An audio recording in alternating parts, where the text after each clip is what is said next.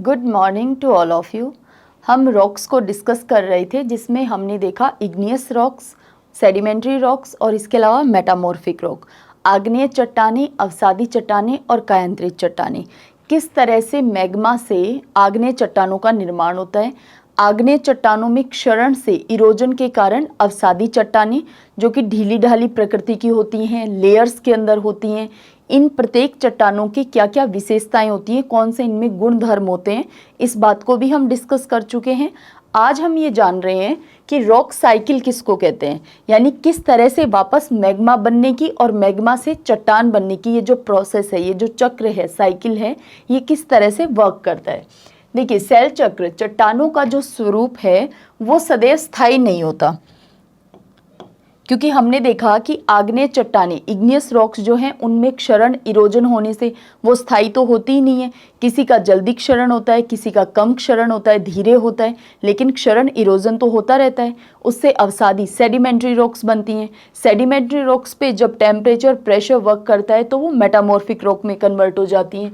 तो इसके कारण हम ये कह सकते हैं कि चट्टानें जो हैं वो स्थायी नहीं है, परमानेंट नहीं है, इनमें अलग अलग तरह से प्रोसेस चलती रहती है। तो चट्टानों का जो स्वरूप होता है वो कभी स्थायी नहीं होता है। इनमें क्रमिक रूप से परिवर्तन, चेंजेस आते रहते हैं, जिससे एक पूरे cell cycle, rock cycle, rock cycle cell चक्र का निर्माण होता है। प्राथमिक सेल चक्र के रूप में आग्नेय सेल के अवसादन से, अवसादी सेल इरोजन होने से क्या बनी थी, हमने ये बात पढ़ ली है कि इससे बनती हैं जो हमारी अवसादी चट्टानें होती हैं, सेडिमेंट्री रॉक्स बनती हैं, तथा अत्यधिक ताप और दाब लगने के कारण ये कायांतरित चट्टानों का निर्माण हो जाता है, मेटामॉर्फिक रॉक का फॉर्मेशन हो जाता है। ये बात तो हम पढ़ चुके हैं। पुनः अवसादी चट्टान का अत्यधिक ताप और दाब के प्रभाव से कायांतरित चट्टान में और अवसादन की प्रक्रिया द्वारा कायांतरित चट्टान का वापस से अवसादी चट्टान में परिवर्तन।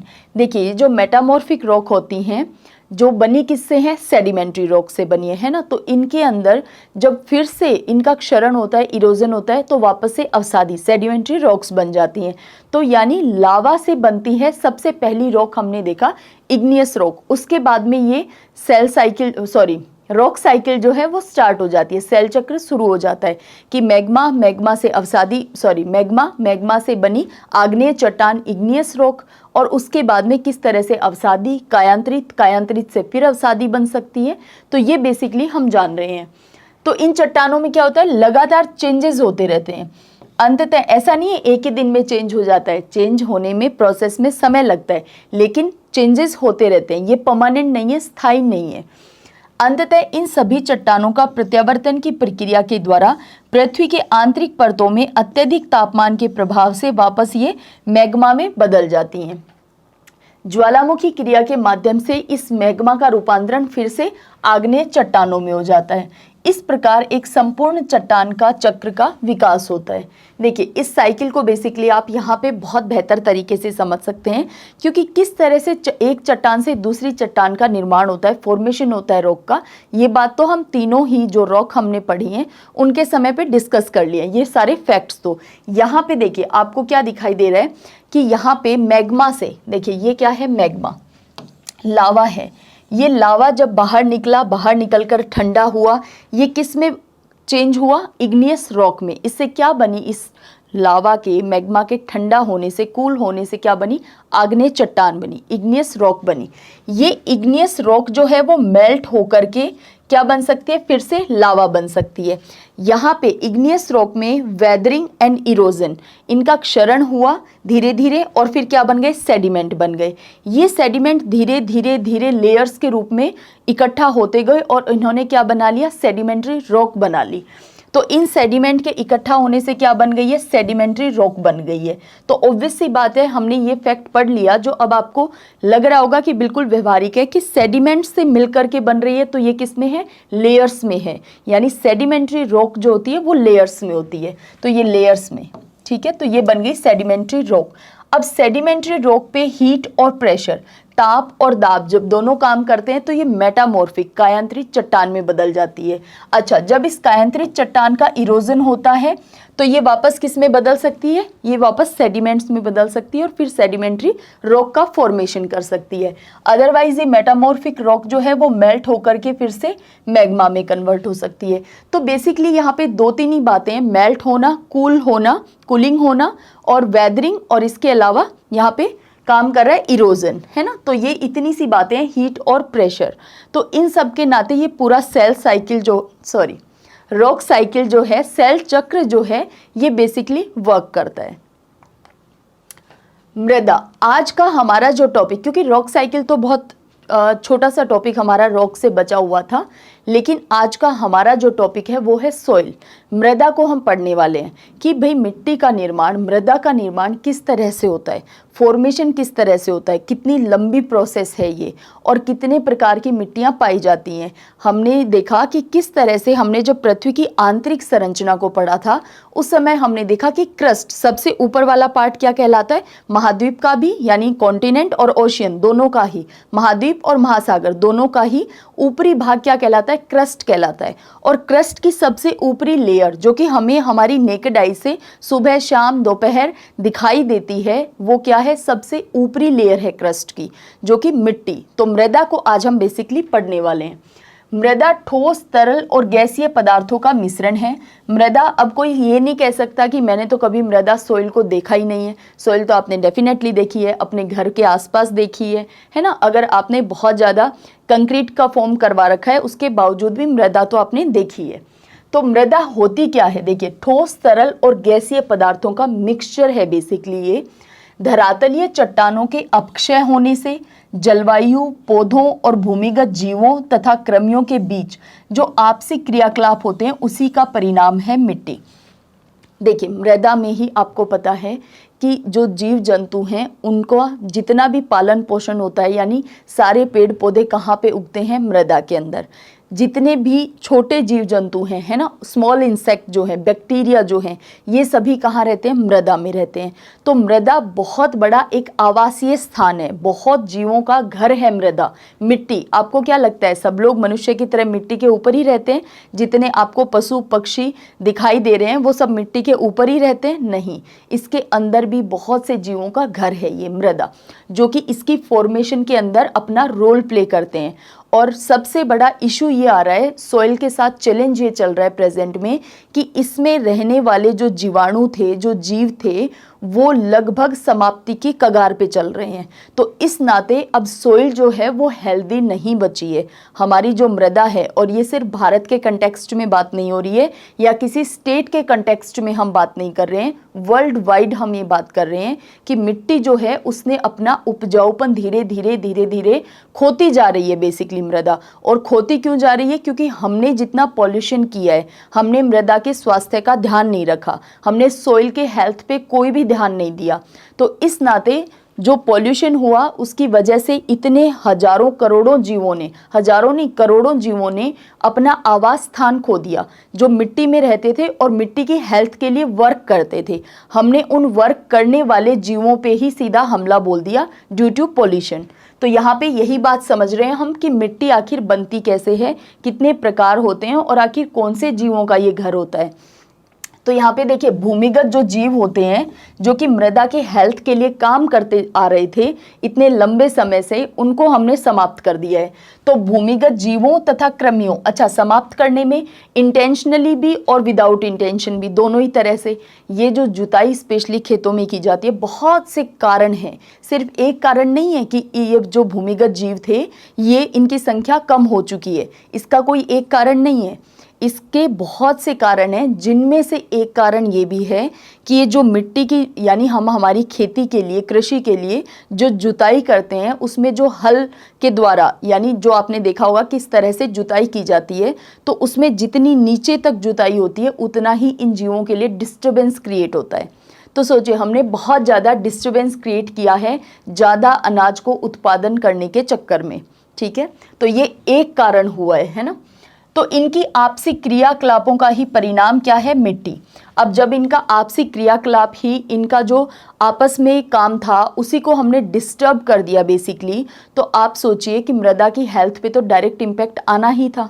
लेकिन अभी भी मुद्दा ये है कि अभी भी ध्यान इस तरफ नहीं है। ये और भी बड़ा इशू है ना, ये और भी बड़ी प्रॉब्लम है कि जो खराब हमने कर दिया है उसकी तरफ हमारा ध्यान भी नहीं है, अभी तक अवेयरनेस ही नहीं है हमें।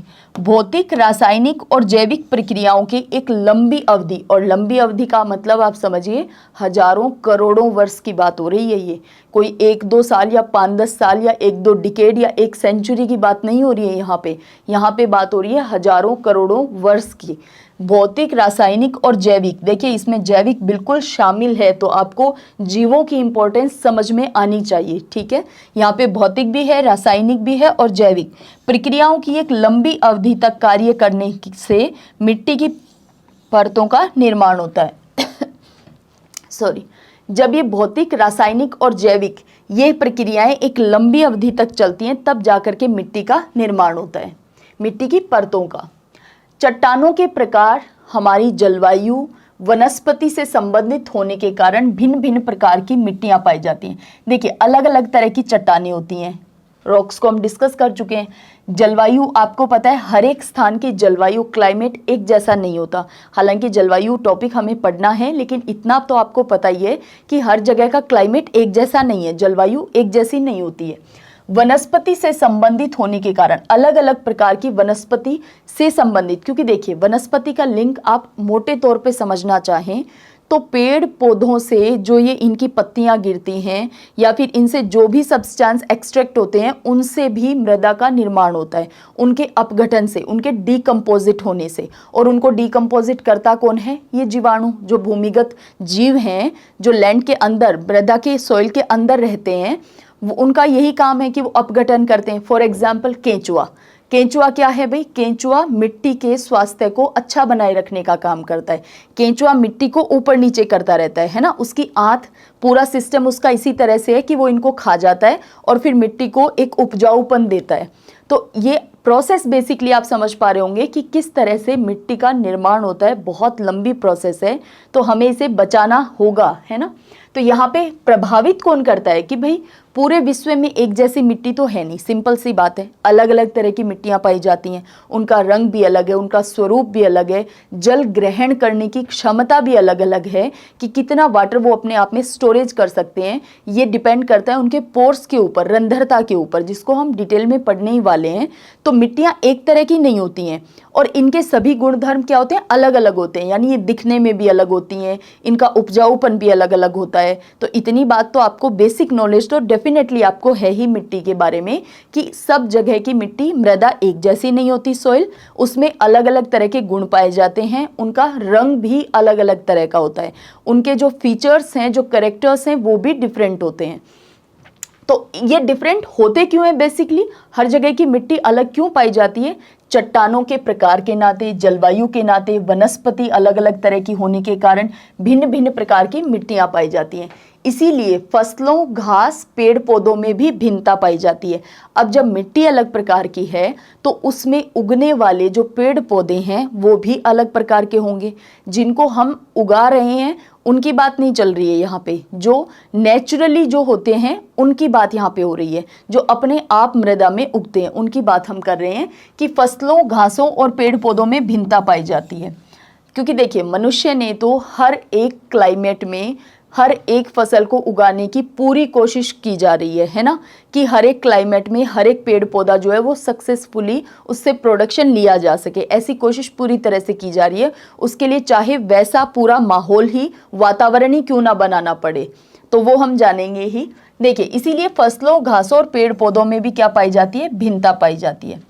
मृदा महत्वपूर्ण क्षयशील संसाधन है, क्वेश्चन पूछा जा सकता है, क्योंकि सॉइल प्रेजेंट में पॉल्यूशन के नाते सॉइल को इतना ज़्यादा नुकसान हमने पहुंचा दिया है कि अब इसकी उपजाऊपन धीरे धीरे कम होते होते हालात ये आ चुके हैं कि लगभग 40 से 50 साल ही हम हमारी जो प्रेजेंट की मिट्टी की स्थिति है उस मृदा में आगामी 40 से 50 साल ही और प्रोडक्शन ले सकते हैं। उसके बाद प्रोडक्शन लेना बहुत ही मुश्किल या नामुमकिन होने वाला है अगर हमने अभी भी सॉइल की हेल्थ पे ध्यान नहीं दिया तो आप समझ सकते हैं कि मृदा क्या है। तो soil exam point of view से आपके लिए इंपॉर्टेंट टॉपिक है।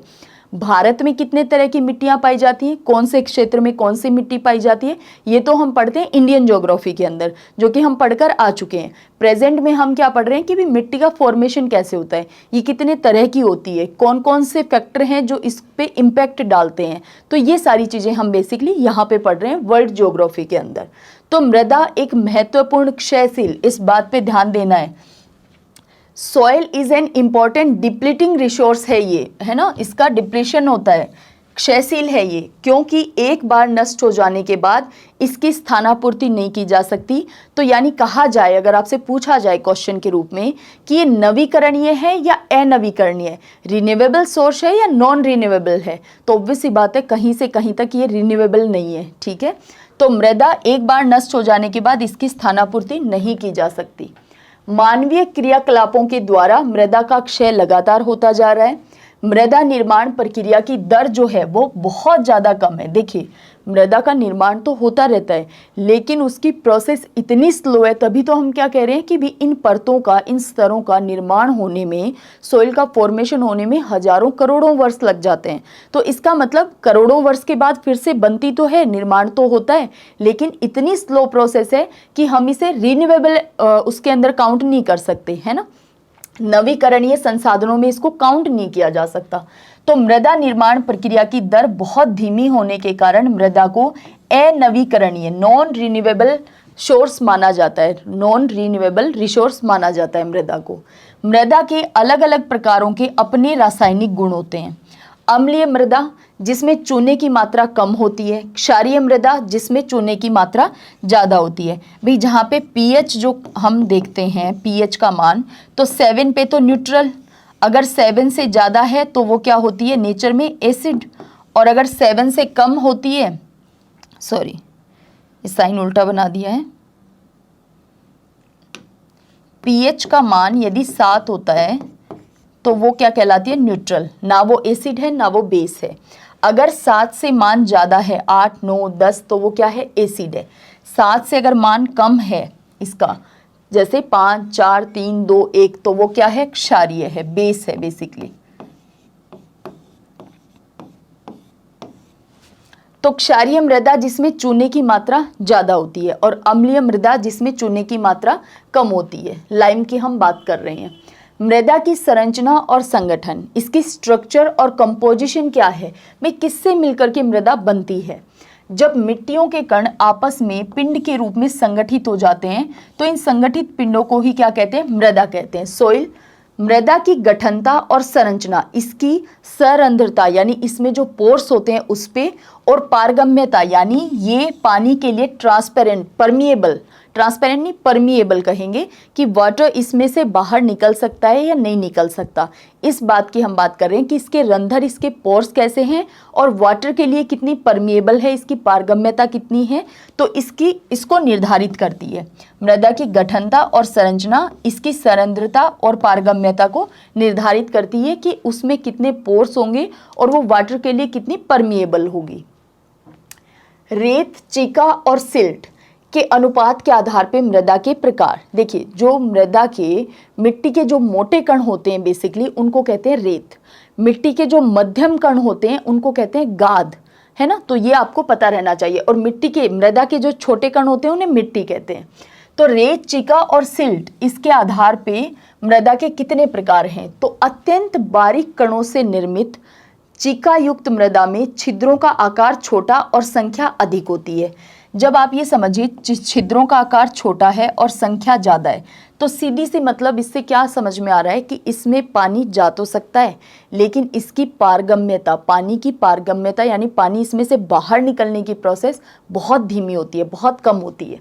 जल को अवशोषित करने की क्षमता ज़्यादा होती है। ऑब्वियस सी बात है कि इसमें पोर्स खूब सारे हैं, है ना, और कैसे हैं, बारीक हैं, महीन छिद्रों, मृदा में छिद्रों का आकार कैसा है, छोटा, महीन छिद्र हैं, पोर्स जो हैं वो बहुत स्मॉल हैं और बहुत ज़्यादा संख्या में हैं, है ना, नंबर ऑफ बहुत ज़्यादा है पोर्स। तो इसमें क्या होता है, पानी जा तो सकता है लेकिन पानी इनसे बाहर नहीं निकल पाता इस तरह की मृदा के अंदर से। तो इसकी यानी क्या कह सकते हैं हम, वाटर इसका एब्जॉर्ब करने की जो कैपेसिटी, एबिलिटी है वो इसकी क्या होती है, ज़्यादा होती है। किसकी बात हम कर रहे हैं, जो अत्यंत बारीक कण होते हैं उनकी हम बात कर रहे हैं।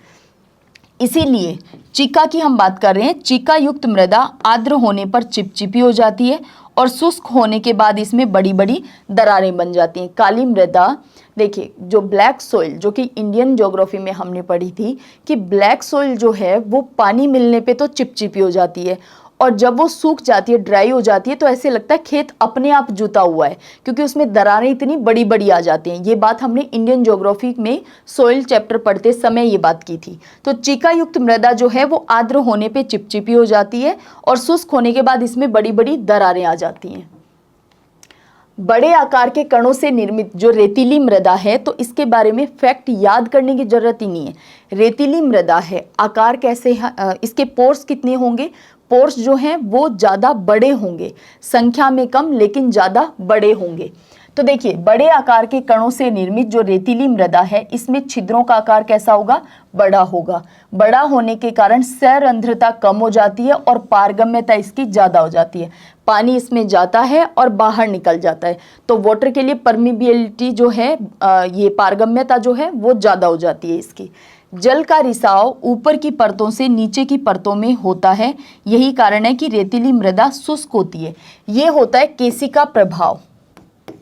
केशिका प्रभाव क्या होता है कि भाई मिट्टी है तो ऑब्वियस सी बात है कि ग्रेविटेशन तो उस पर भी वर्क कर रहा है, तो ग्रेविटेशन के नाते इन पोर्स में जो पानी गया, क्योंकि जो मिट्टी के अंदर पानी गया, क्योंकि मिट्टी के कणों में पोर्स बहुत हैं, ज़्यादा बड़े हैं आकार में, तो वो क्या होता है, नीचे की तरफ पानी रिसाव हो जाता है पानी का।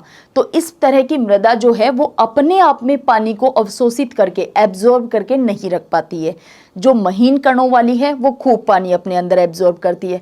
जो मोटी है यानी जो बड़े कण हैं वो खुद के अंदर ज़्यादा पानी एब्जॉर्ब नहीं कर पाते हैं। और बड़े कणों वाली कौन सी होती है, रेतीली मृदा।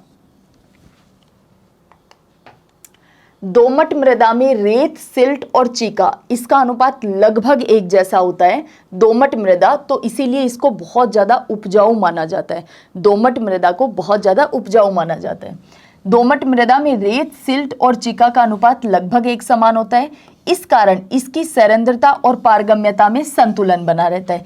देखिए इसमें सभी प्रकार के गुणधर्म, कैरेक्टर्स आ जाने से दोमट मृदा में क्या होता है, वाटर को एब्जॉर्ब करने की एबिलिटी भी रहती है और नीचे के लेयर्स के अंदर पानी का केशिका प्रभाव से ग्रेविटेशन के नाते नीचे की लेयर्स में भी पानी चला जाता है, क्योंकि दोनों तरह की क्वालिटी इसके अंदर है। तो ये बहुत ज़्यादा उपजाऊ मानी जाती है कि नीचे के स्तरों में भी पानी चला गया है और इसके खुद के अंदर भी वाटर एब्जॉर्ब की एबिलिटी है। तो इस नाते क्या होती है, बहुत ही फर्टाइल, उपजाऊ होती है। कृषि की दृष्टि से सर्वाधिक उपजाऊ मानी जाती है दोमट मृदा। मृदा निर्माण को प्रभावित कौन कौन से कारक करते हैं, तो देखिए हमने सबसे पहले देखा कि चट्टानों की जो संरचना है, चट्टानों के रॉक्स के जो टाइप्स हैं वो तो डेफिनेटली प्रभावित करते हैं।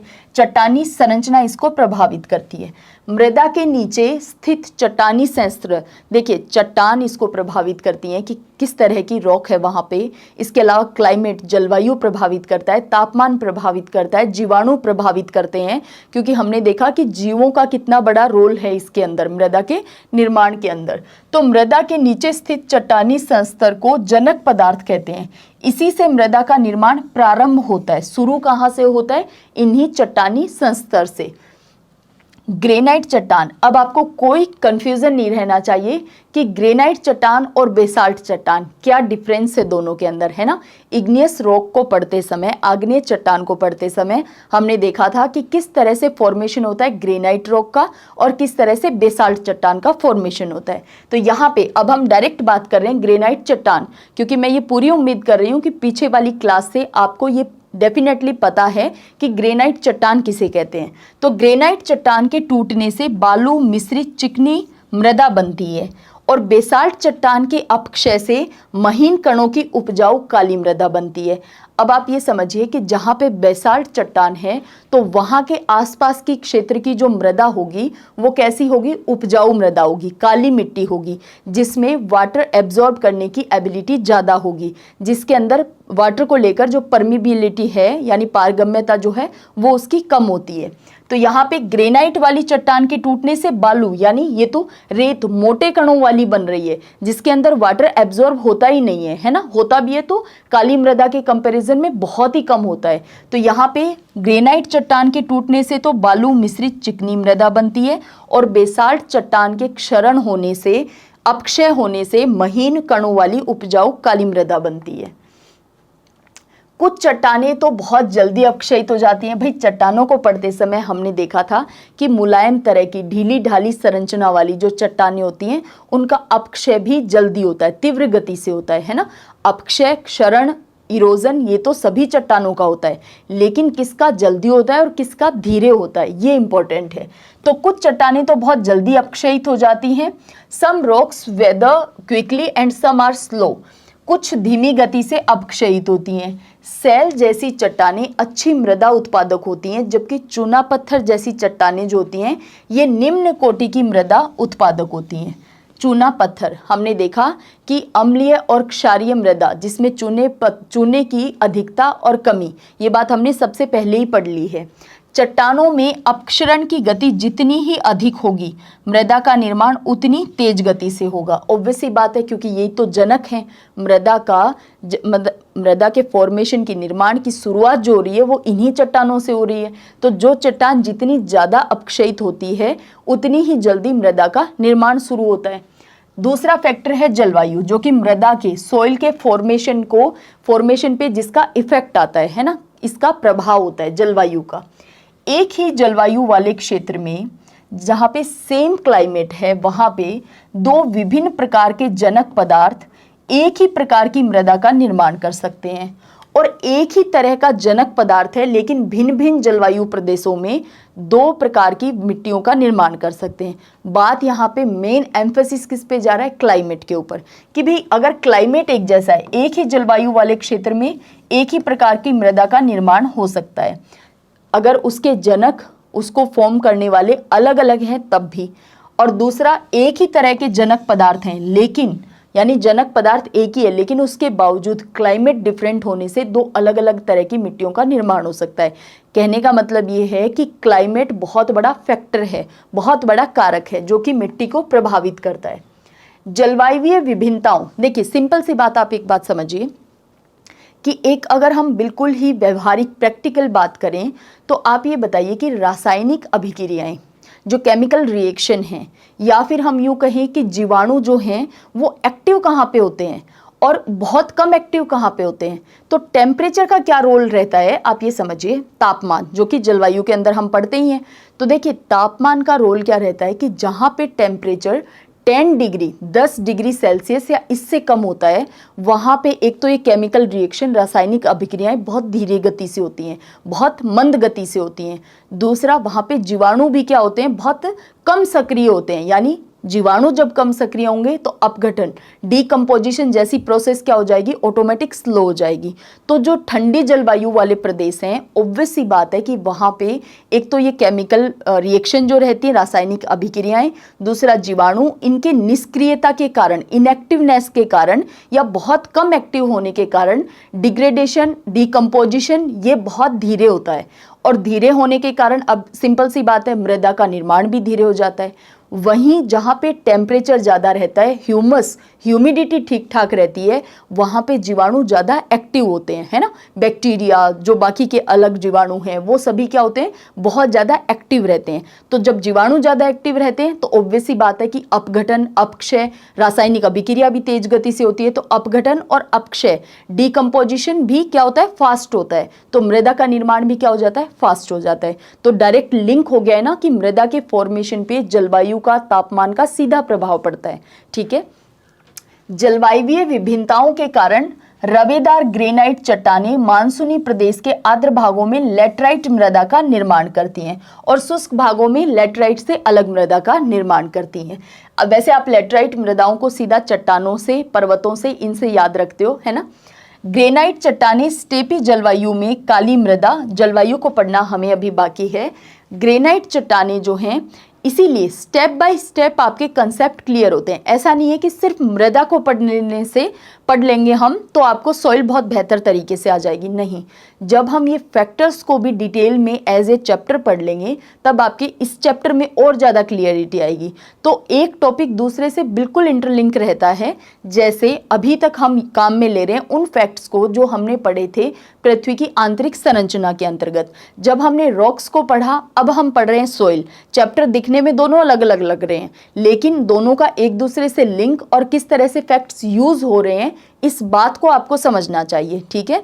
तो अगर यहाँ पे कोई भी इशू रहता है आपको इस क्लास में भी, तो वो धीरे धीरे step by step next chapter में, उसके नेक्स्ट चैप्टर में, उसके नेक्स्ट चैप्टर में आपके डाउट ऑटोमेटिक भी क्लियर होते जाते हैं। तो एक बार जो भी डाउट आपको मेनली आते हैं उनको आप एटलीस्ट लिख लिया करो। अगर एक चैप्टर में रिजॉल्व नहीं हुआ, नेक्स्ट में रिजॉल्व नहीं हुआ और आपको लग रहा है कि नहीं अब तो ये मतलब रिजॉल्व होना ही चाहिए, तो आप डेफिनेटली, आपके पास ये ऑप्शन रहता है कि ऐप के ऊपर एक चैट बॉक्स है, उसमें आप अपना कमेंट, आपका जो भी डाउट है वो आप मेंशन कर सकते हो, लिख के भेज सकते हो, है ना। अदरवाइज आपको फ़ोन नंबर भी दे रखे हैं जिन पे आप व्हाट्सएप भी कर सकते हो।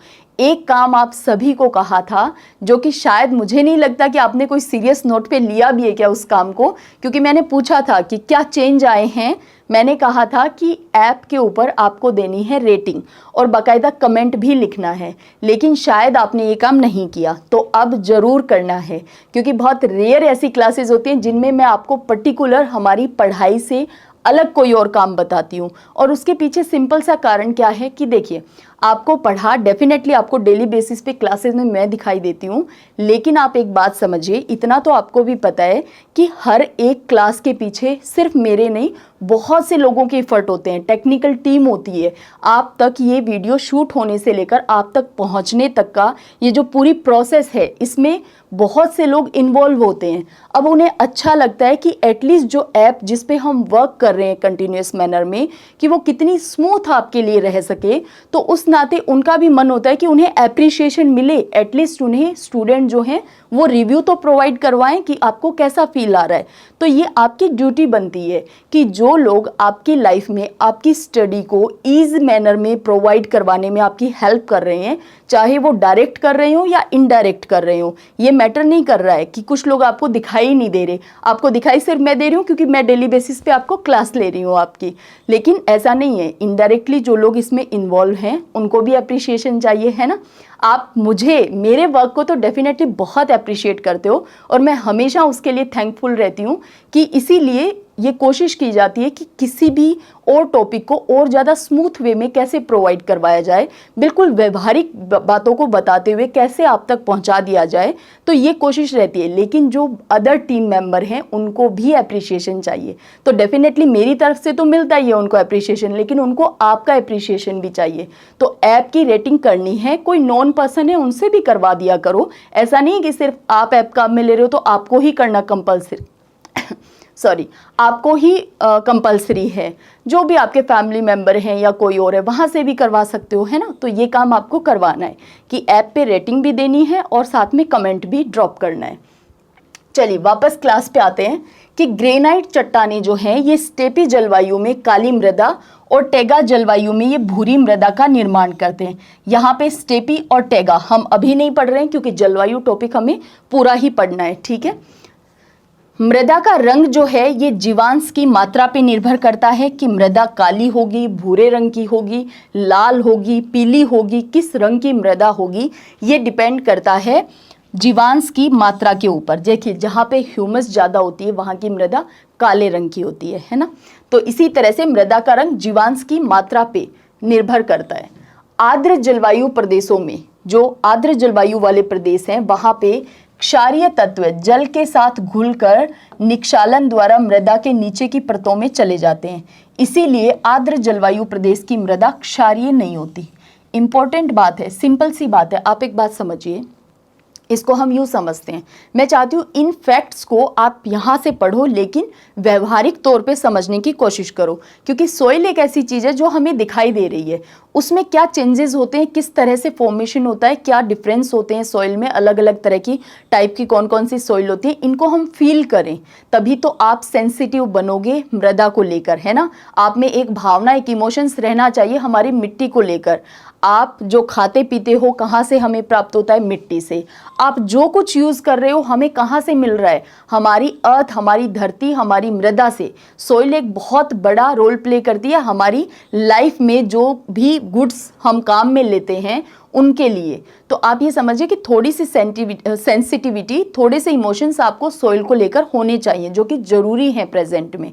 तो हम क्या समझ रहे हैं यहाँ पे कि मृदा है जहाँ पे आर्द्र, जहाँ पे खूब बारिश होती है, ठीक है, वहाँ पे क्या होगा कि मृदा के अंदर वेपराइजेशन, वाष्पोत्सर्जन की जो प्रक्रिया है वो कम होगी, यानी नीचे के जो लवण हैं वो ऊपर नहीं आएंगे।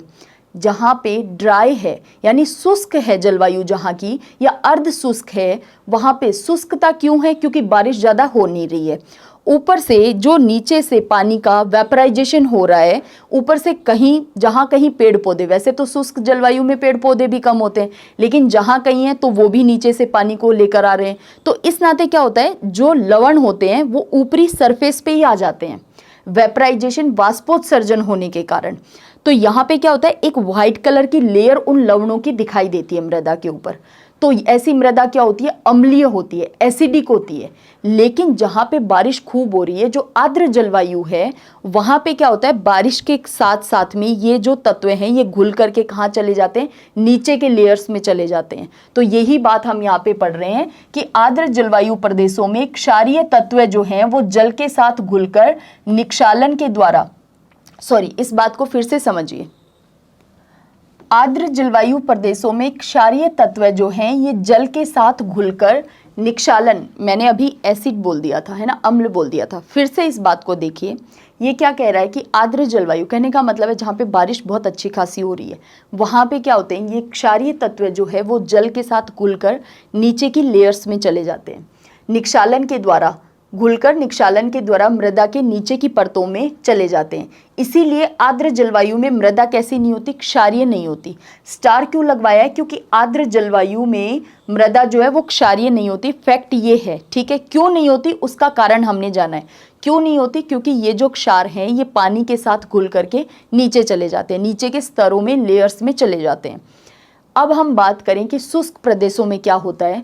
तो शुष्क प्रदेशों में, जहां अभी मैंने अम्लीय बोल दिया था, है ना, फिर से ठीक कर लेना उस बात को, मैं फिर से रिपीट कर रही हूं कि जो अभी बोला था उसको फिर से ठीक कर लेना कि जो शुष्क प्रदेश होते हैं, शुष्क जलवायु जहाँ पे होती है, वहाँ पे मृदा कैसी होती है? क्षारीय होती है। क्षारीय होने के पीछे कारण क्या है कि जो कारण यहाँ पे दिया गया है आर्द्र जलवायु में कि ये क्षार जल के साथ घुलकर नीचे चले गए हैं, उसका ठीक अपोजिट हो जाता है शुष्क जलवायु में। शुष्क जलवायु में क्या होता है कि एक तो पेड़ पौधे नहीं होते, ये बात अभी हमने की, एक तो पेड़ पौधे भी कम हैं, ऊपर से वेपराइजेशन, वाष्पोत्सर्जन के कारण जो क्षार हैं, लवण जो हैं, ये ऊपर आ जाते हैं। कहाँ पे? सरफेस के ऊपर, और ये एक व्हाइट कलर की लेयर सी बनाते हैं।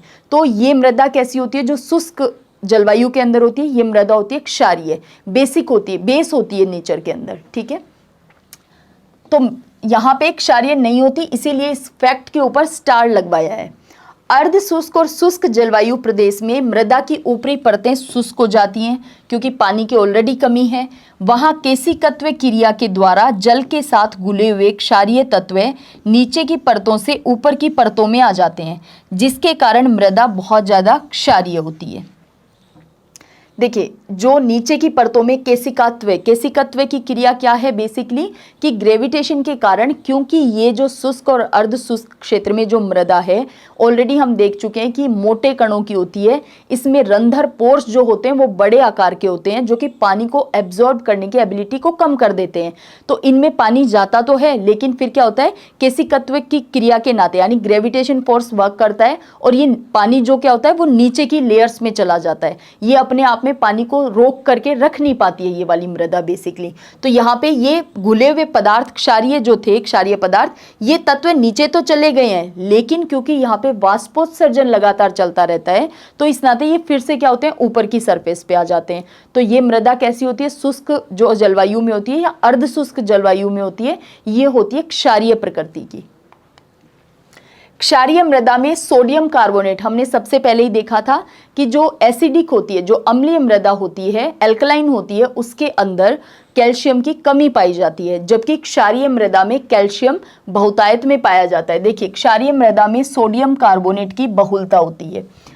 निम्न अक्षांशों से जब हम उच्च अक्षांशों की तरफ बढ़ते हैं, जो कि वैसे तो हमने लैटिट्यूड लॉन्गिट्यूड को डिस्कस कर ही लिया है, लेकिन फिर से भी हमें डिस्कस करना है, तो यहाँ पे ये हम बात कर रहे हैं लैटिट्यूड की, अक्षांशों की।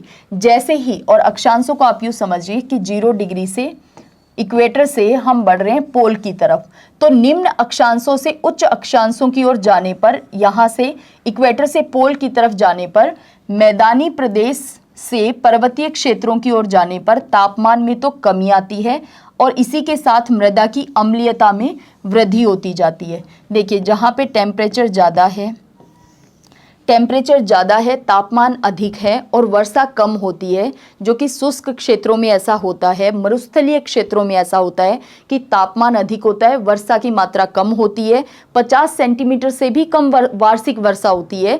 जो ड्राई शुष्क जो क्षेत्र होते हैं, ड्राई एरिया, हम देख चुके हैं ये बात।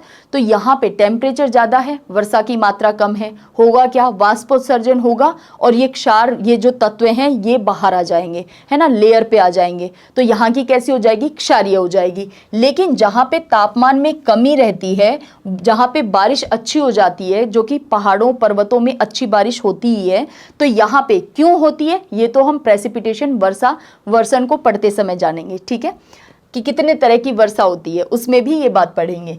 तो पर्वतीय क्षेत्रों की ओर जाने पर तापमान में कमी, और दूसरा, जब हम इक्वेटर से पोल्स की तरफ जाते हैं, तो आपको पता है पोल तो नॉर्थ पोल हो, साउथ पोल हो, ओशियन है, एक कॉन्टिनेंट है, उसके बावजूद दोनों क्या है, बर्फ से ढके हुए हैं। ये तो श्वेत महाद्वीप है, साउथ पोल पे क्या है, अंटार्कटिका श्वेत महाद्वीप है, पूरा बर्फ से ढका हुआ है। तो आपको इतना तो फैक्ट पता ही है कि भी जो इक्वेटर है, जो भूमध्य रेखा है, उस पर तो तापमान बहुत ज़्यादा है, लेकिन जैसे ही ध्रुवों की तरफ बढ़ते हैं, टेम्परेचर में क्या आती है, कमी आती है। तो तापमान में जैसे जैसे कमी आती है, हम मैदानी भाग से जैसे ही पर्वतीय भागों की तरफ जाते हैं, तो वहां पे वर्षा की मात्रा क्या होती है, बढ़ जाती है ना, वर्षा की औसत वार्षिक दर भी बढ़ जाती है और इसके साथ ही तापमान में कमी आती है। इन दोनों ही कारणों से वहां की मृदा क्या होगी, अम्लीय मृदा होगी। और ध्यान रखना है, 6 से 8 पीएच तक सबसे बेस्ट, यानी 6 पीएच किसके पास आ गया, लगभग 7 को हमने कहा न्यूट्रल होता है, 7 पीएच, 6 से 8 9 पीएच तक जो है ये, यानी न्यूट्रल से बढ़ रहे हैं एसिड की तरफ, ये वाला पीएच पेड़ पौधों की वृद्धि के लिए सबसे अच्छा माना जाता है। अगर मृदा इतना पीएच मेंटेन कर रही है तो बहुत अच्छी मृदा मानी जाती है। तो यहाँ पे धीरे धीरे अम्लीयता में वृद्धि होती है, तो क्षारीयता तो नहीं ही है ना। ये 6 जो पीएच है ये लगभग किसके पास आ गया, न्यूट्रल होने की तरफ, और 7 से ऊपर 8 जाते ही एसिडिक, 9 और ज़्यादा एसिडिक। तो ये बात तो समझ पा रहे हैं ना कि पीएच का क्या मामला है। पीएच बेसिकली एक मान की हम बात कर रहे हैं, है ना। तो यहाँ पे अम्लीयता में धीरे धीरे क्या होती है, वृद्धि होती है, और अम्लीयता में वृद्धि होना धीरे धीरे बहुत ही पॉजिटिव साइन है पेड़ पौधों की वृद्धि के लिए, क्योंकि ये अच्छा माना जाता है। अब हम देखते हैं वनस्पति का क्या प्रभाव पड़ता है हमारी मृदा के निर्माण में, क्योंकि इन पेड़ पौधों से जो पत्तियां गिरती हैं उनके भी अपघटन से मृदा का निर्माण होता है। तो यहाँ पे वनस्पति क्या रोल प्ले करती है, उच्च अक्षांशों से निम्न अक्षांशों की ओर जाने पर। अब हम कहाँ से कहाँ आ रहे हैं, अब हम कह रहे हैं कि भी ये हमारा नॉर्थ पोल है और हमें आना है इक्वेटर पे 0 डिग्री पे। अब हम रिवर्स चल रहे हैं, पहले हमने कहा भूमध्य रेखा से हम जा रहे हैं ध्रुवों की तरफ, अब हम पोल से आ रहे हैं इक्वेटर की तरफ। उच्च अक्षांशों से निम्न अक्षांशों की ओर आने पर वनस्पति की सघनता में वृद्धि के बावजूद, यहाँ पे अब आपको एक बात तो समझ में आ रही है कि नो डाउट जो पर्वतीय भाग होते हैं वहाँ पे वनस्पति अच्छी होती है, लेकिन ध्यान क्या रखना है, लंग्स कौन है हमारी अर्थ के, ये वाला पार्ट, बहुत ज़्यादा पेड़ पौधे हैं, बहुत ही ज़्यादा, और जैसे जैसे नॉर्थ पोल की तरफ जाते हैं ठंडा मरुस्थल है। तो आप ये समझिए कि ठंडा मरुस्थल हो या गर्म मरुस्थल हो, वनस्पति तो होती ही नहीं है, और होती है तो भी ना के बराबर होती है।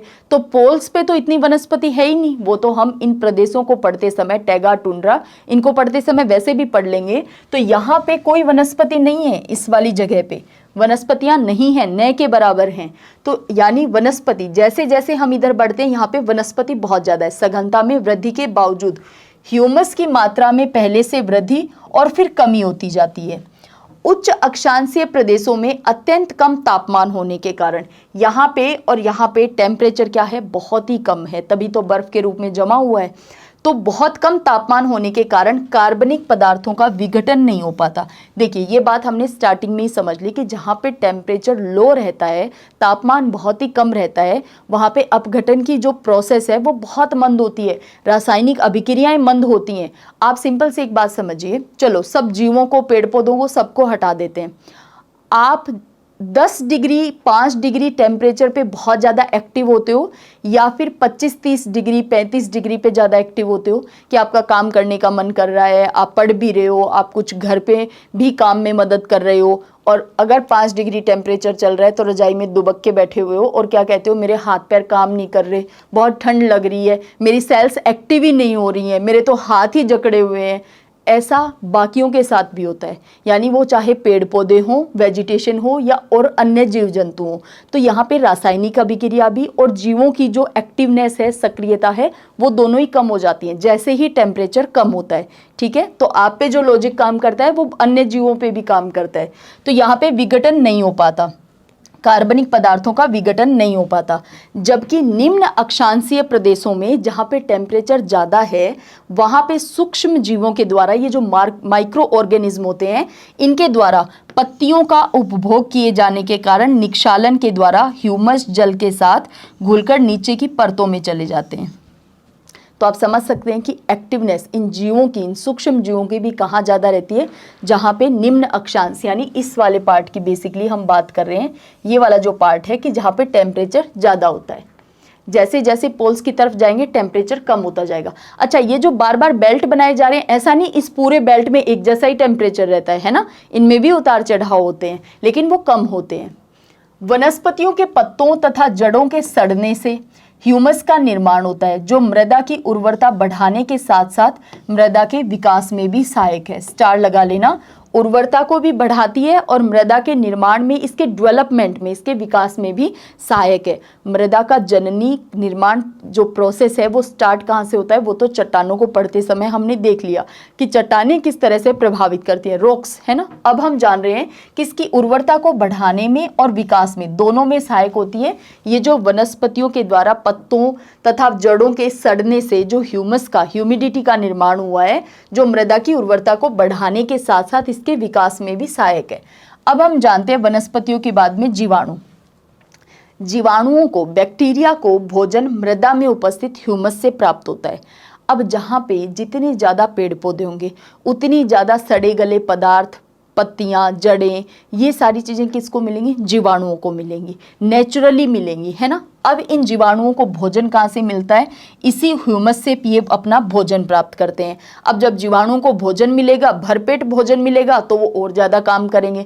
जब भोजन ही नहीं मिलेगा तो काम कैसे करेंगे, इनको भी तो ऊर्जा चाहिए ना। हर एक जीव जंतु को क्या चाहिए, एनर्जी चाहिए, चाहे वो किसी भी फॉर्म में एनर्जी ले रहे हो, लेकिन उनको एनर्जी चाहिए। और एनर्जी किससे आ सकती है, भोजन से। अब भोजन सबके अलग अलग तरह के हो सकते हैं।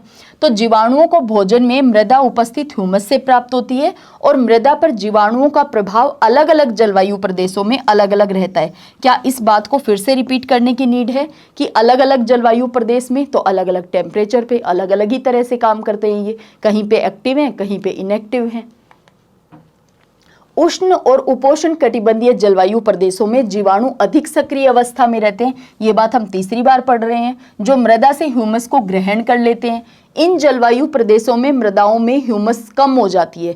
क्यों? क्योंकि मृदाओं में जो ह्यूमस थी उसको भोजन के रूप में इन जीवाणुओं ने ले लिया। ठंडे जलवायु प्रदेशों में जीवाणु कम सक्रिय रहते हैं, जिसके कारण इन प्रदेशों की मृदाओं में ह्यूमस की क्षति कम होती है। क्षति कम क्यों हो रही है? क्योंकि भोजन के रूप में जीवाणु ले ही नहीं रहे हैं, जीवाणु ऑलरेडी इनएक्टिव चल रहे हैं। तो यहाँ पे ह्यूमस की मात्रा अगर हम कंपेयर करें उष्ण और उपोष्ण कटिबंधों की तुलना में, जलवायु प्रदेशों की तुलना में, कटिबंधों को तो जोन्स को पढ़ना हमें अभी बाकी है ये टॉपिक हमारा।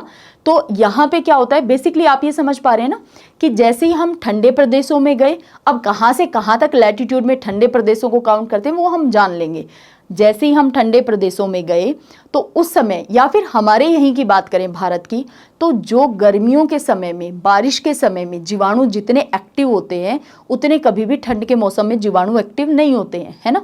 तो यहाँ पे ठंडे जलवायु प्रदेशों में क्योंकि जीवाणु कम सक्रिय होते हैं तो इस कारण प्रदेशों की मृदाओं में ह्यूमस की क्षति नहीं होती है, तो ह्यूमस की मात्रा जो है वो बनी रहती है।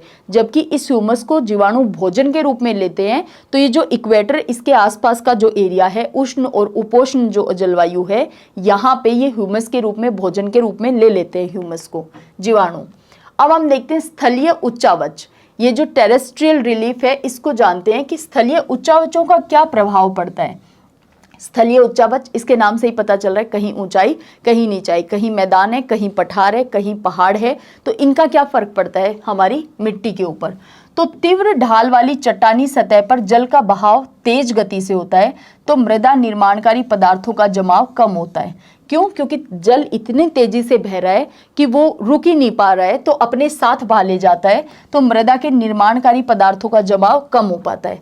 यहाँ मृदा की जो लेयर होती है वो बहुत पतली परत के रूप में होती है, जिसे अवशिष्ट मृदा कहते हैं, क्योंकि फॉर्मेशन ठीक तरीके से हो नहीं पाता है, क्योंकि ढाल बहुत तीव्र है, स्टीप है स्लोप, तो यहाँ से जल तेजी से निकल जाता है और अपने साथ बहा ले जाता है, इन मृदा के निर्माण करने वाले तत्वों को अपने साथ ही बहा ले जाता है। तो यहाँ पे जिस लेयर का फॉर्मेशन होता है वो बहुत पतली लेयर होती है। भारत के दक्षिणी पठार में उच्चावच अधिक विषमता युक्त होने के कारण मृदा का आवरण कम गहरा होता है, यानी पतली लेयर मिलती है मिट्टी की, कहाँ पे? भारत के दक्षिणी पठार में। जबकि इसी क्षेत्र में नदी घाटियों अथवा तटवर्ती डेल्टाई भागों में गहरी मृदा पाई जाती है। क्यों नदी घाटियों में गहरी मृदा? क्यों? क्योंकि, और तटीय भागों में, क्योंकि यहाँ पे गाद का डिपोजिशन हो जाता है। नदियाँ अपने साथ जो सेडिमेंट्स बहाकर लाई होती हैं उनका डिपोजिशन होने के नाते, तटीय इलाकों में गाद का डिपोजिशन होने के नाते, इससे क्या होता है कि वहाँ पे मृदा की जो लेयर होती है वो मोटी होती है। सपाट और समतल धरातल पर आदर्श अपवाह होता है। जो समतल धरातल है वहाँ पे आदर्श कि बारिश हुई, नदियाँ हैं, झीलें हैं, तो ये आदर्श स्थिति में हैं, एवं न्यूनतम अपर्दन होता है, जिससे पूर्णतया अपक्षाली तथा गहरी मृदाओं का निर्माण होता है। तो ये तीनों ही बातें ध्यान रखनी है, कहाँ पे पतली लेयर होती है, कहाँ मोटी लेयर होती है, और कहाँ पर आइडियल लेयर रहती है। जहाँ धरातल पर जल भराव होता है एवं अच्छे अपवाह का अभाव होता है, वहाँ नीली भूरी तर एवं चिपकने वाली मृदा की मोटी परत का निर्माण होता है।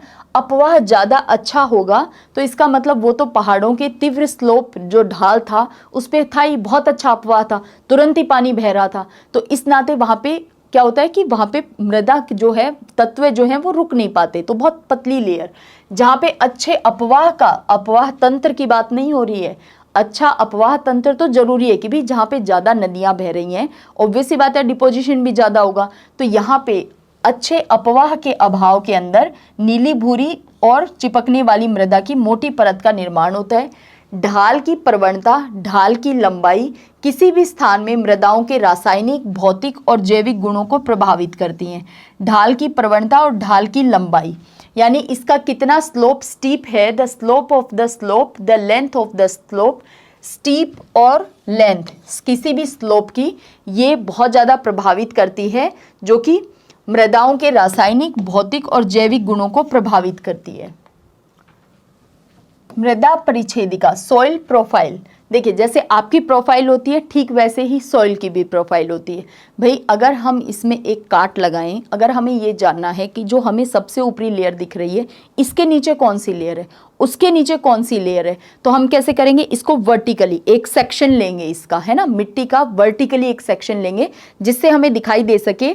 जैसे ये कोई वस्तु है, अब मुझे ये जानना है इसके अंदर क्या है, नीचे तक इसमें क्या क्या कौन कौन सी लेयर्स हैं। तो मैं क्या करूँगी, जैसे ये इस तरह से है तो मैंने एक काट यूँ लगा दिया, जैसे ये यूँ है तो मैंने इसका यूँ कट लगा दिया एक, और यूँ देखा कि इसके अंदर इस तरह से लेयर्स में कौन कौन सी हैं। तो ये बात वर्टिकली, इसका कट कैसे लगा रहे हैं हम, ऊर्ध्वाधर, ठीक है। तो मृदा परिच्छेदिका, मृदा की ऊपरी सतह से आधारभूत चट्टान तक के ऊर्ध्वाधर काट को, काट कैसा है कि जैसे ये हमारी सरफेस मान लेते हैं, तो इस सरफेस को यूं हमने एक कट लगाया और इस कट को ले लिया, यहां तक के इस वाले कट को ले लिया। अब हम ये जानना चाह रहे हैं इसमें इस तरह से कौन कौन सी लेयर हैं। काट लिया है वर्टिकली ताकि हम जान जाएं हॉरिजॉन्टली कि किस तरह क्षैतिज वितरण किस तरह से किया गया है। तो यहाँ पे मृदा की ऊपरी सतह से आधारभूत चट्टान तक के ऊर्ध्वाधर काट को मृदा परिच्छेदिका कहते हैं। बेसिकली ये जो सेक्शन हमने लिया है इसी को कहते हैं सॉइल प्रोफाइल। तथा मृदा की क्षैतिज परतों का मृदा संस्तर कहते हैं। इनको क्या कहते हैं, हॉरिजोन कहते हैं। सॉइल के लिए हॉरिजोन है अलग अलग, जैसे ओ हॉरिजोन, ए हॉरिजोन, बी हॉरिजोन, संस्तर या हॉरिजोन, जो भी आपको ठीक लगे वो आप बोल सकते हो। तो ए बी सी ई भी है, ओ भी है, तो ये क्या है, हॉरिजोन है। संस्तर की अब ध्यान रखना है कौन सा वर्टिकल है और कौन सा हॉरिजॉन्टल है। अगर हमें मृदा का एक सेक्शन लेना है तो वो हमें वर्टिकली एक सेक्शन लेना पड़ेगा, यानी ऊर्ध्वाधर एक काट लगाना पड़ेगा जिसमें ये लेयर हॉरिजॉन, संस्तर किस तरह से ऊर्ध्वाधर हैं। संस्तर की भौतिक और रासायनिक, कल की क्लास में बकायदा हम एक दो इमेजेस देख लेंगे ताकि आपको और क्लियर हो जाए, ठीक है। इन हॉरिजोन की भौतिक और रासायनिक विशेषताओं के आधार पर ही मृदा की पहचान की जाती है। मृदा की सबसे ऊपरी परत यानी क्रस्ट की सबसे ऊपरी लेयर जो हमारी सॉइल है, इसमें भी सबसे ऊपर की जो लेयर है, यानी जो जिस पे हम अपने कदम रखते हैं, आप यूं समझिए जिस पे हम चलते हैं वो क्या है, ओ लेयर है, ओ हॉरिजोन है। ये मृदा के सबसे ऊपरी जैविक परत को क्या कहते हैं, ओ हॉरिजोन कहते हैं। सबसे ज्यादा जीवों का घर यही है, ओ हॉरिजोन ही है, ओ संस्तर ही है। पेड़ पौधों की जड़ें भी यहीं से, हालांकि नीचे तक जाती हैं लेकिन यहीं से जाती हैं। इन जैविक संस्तरों का निर्माण पौधों और जंतुओं से प्राप्त जैविक पदार्थों के संचयन से होता है। भाई सबसे ऊपर वाली लेयर में तो क्या होगा, पेड़ पौधे, जीव जंतु, इनके सड़ने, गलने, अपघटन होने से जो लेयर फॉर्मेशन हो रही है वही है, तो इसीलिए इस पे जीवों का बहुत प्रभाव है। तो इन जैविक, इसीलिए इसको क्या कहा गया, जैविक संस्तर कहा गया है ना। जैविक संस्तरों का निर्माण पौधों जंतुओं से प्राप्त जैविक पदार्थों के संचयन से होता है। ओ लेयर, ओ हॉरिजोन के नीचे कौन सा हॉरिजोन आता है, ए आता है। ये हमने डिवाइड किया है ना, तो ऐसा कोई रियल में है नहीं, लेकिन हाँ क्योंकि हमें चेंजेस दिखाई देते हैं तो इसलिए हमने इनका नामकरण कर दिया है बेसिकली। तो ओ लेयर, ओ हॉरिजोन के नीचे ए हॉरिजोन पाया जाता है, और इसको भी आगे कई उपभागों में, यानी इसको सब सेक्शंस में डिवाइड किया गया है, इसके भी आगे सब डिवीजन किए गए हैं, जिसको हम पढ़ेंगे कल की क्लास में, क्योंकि सॉइल अभी काफ़ी कुछ बचा हुआ है इसके अंदर, तो इसे हम कल की क्लास में डिस्कस करेंगे कि इसमें कौन कौन से हॉरिजोन है, ठीक है। तो सॉइल से रिलेटेड कुछ बेसिक बातें हमने पढ़ी हैं कि कहाँ पे सॉइल का फॉर्मेशन फास्ट होगा, कहाँ पे धीरे होगा, जलवायु का, चट्टानों का, टेम्परेचर का, जीवाणुओं का क्या प्रभाव पड़ता है हमारी सॉइल के ऊपर। तो ये बेसिकली हमने जाना है। तो चलिए मिलते हैं फिर कल की क्लास में, कंप्लीट करेंगे इस सॉइल वाले चैप्टर को ताकि हम आगे बढ़ सकें, है ना। तो चलिए मिलते हैं फिर कल की क्लास में। जय हिंद, जय भारत।